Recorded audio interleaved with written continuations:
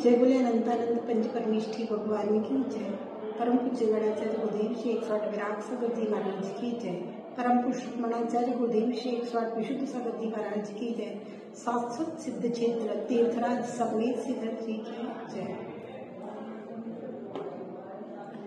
भव्यात्माओं, किसी भी काम में कार्य की सिद्धि के लिए,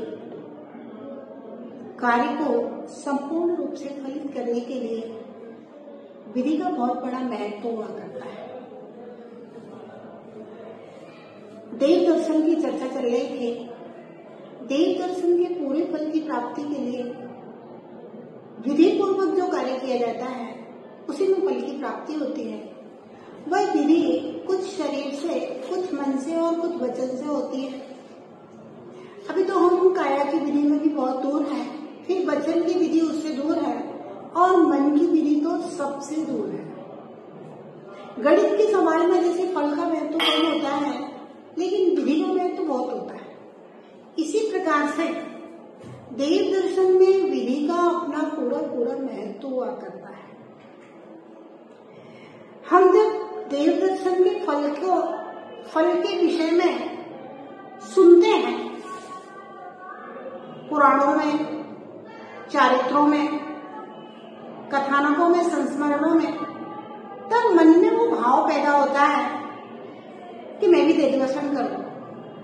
लेकिन भाव तो पैदा हो जाता है, फल भी चाहते हैं, लेकिन उसकी विधि तक नहीं पहुंच पाते हैं तो फल की प्राप्ति नहीं होती है। जैसे भोजन किसी को कराया जा सकता है, लेकिन भोजन में बहुत अंतर होता है।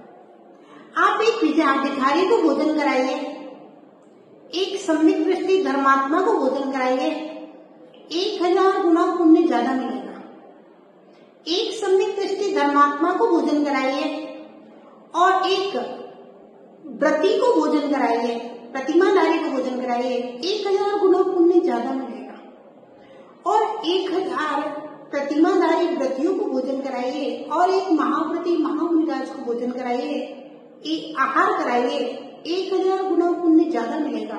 1000 मुनियों को आहार कराना और एक आचार्य को आहार कराना बराबर पुण्य मिलेगा।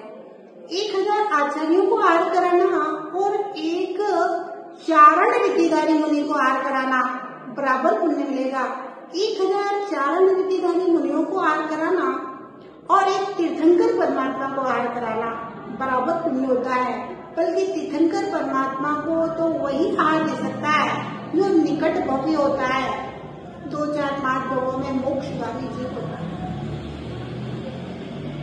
आहार की विधि में सबसे पहले विधि की बात है। विधि द्रव्य दात्री पात्र विशेषांश तद्विशेष। दाता, पात्र और द्रव्य की चर्चा बाद में होगी, सबसे पहले विधि की बात है। मुनि महाराज चंद्रगुप्त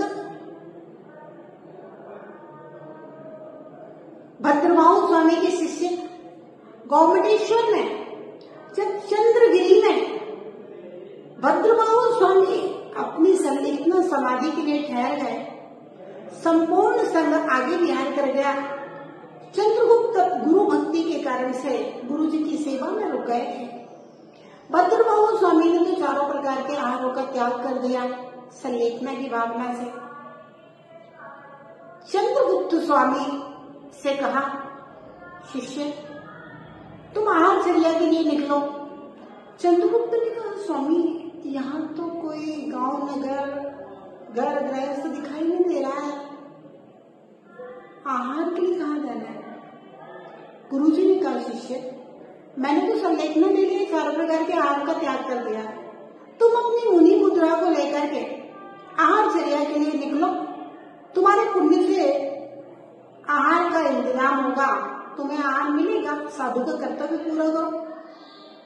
चंद्रगुप्त आहार के लिए निकलते, एक दिशा में जाते हैं, पूर्व दिशा में। एक टेबल के ऊपर भोजन बना हुआ रखा था। चंद्रगुप्त देखते हैं जंगल में टेबल के ऊपर भोजन बना हुआ रखा है और महामुनि महाराज अपने हाथ से उठा करके खाना नहीं खाते। जब तक कोई श्रावक पड़गाहन न करे, मन शुद्धि, वचन शुद्धि, काया शुद्धि, आहार शुद्ध शुद्ध न बोले, नवदा भक्ति न करे तो आहार नहीं करेंगे। वापस आ जाते हैं, गुरुदेव को बता दिया, गुरुदेव टेबल के ऊपर खाना रखा था जंगल में, लेकिन मुनि महाराज नवदा भक्ति के बिना आहार नहीं करते हैं, मैं वापस आ गया। गुरु ने आशीर्वाद दिया, बहुत अच्छा किया, मुनि धर्म का पालन किया है दृढ़ता से। दूसरे दिन फिर दूसरी दिशा में आहार के लिए जाते हैं, देखते हैं भोजन भी रखा है और एक स्त्री, अकेली एक स्त्री जंगल में पड़गान कर रही है, स्वामी नमोस्तु नमोस्तु नमोस्तु। देखते हैं भोजन भी है और पूरे जंगल में सुनसान है, मात्र एक ही स्त्री है।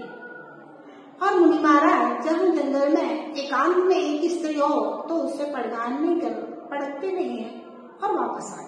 गुरुदेव को बता दिया, गुरुदेव हर एक स्त्री पड़गान कर रही थी और जंगल में कोई दूसरा व्यक्ति नहीं था, एकदम सुनसान थी, तो इसलिए मैं नहीं पढ़ा, वापस आ गया। ठीक है, गुरु जी ने आशीर्वाद किया, बहुत अच्छा किया। तीसरे दिन जब आहार के लिए निकलते हैं तो बहुत सारे श्रावक पड़गान कर रहे थे, बहुत सारे घर थे, पूरा गांव बसा हुआ था। चंद्रगुप्त आहार करके वापस आए और गुरुदेव को बताया, गुरुदेव आज तो इस दिशा में एक गाँव था और बहुत सारे श्रावक थे, आहार करके वापस आए। गुरु जी ने कहा था बहुत अच्छा किया। अब चंद्रगुप्त डेली उसी गांव में उसी दिशा में आहार के लिए जाए। तो वो भी आता, पहले 2 दिन आहार क्यों ग्रहण नहीं किया? भोजन तो था,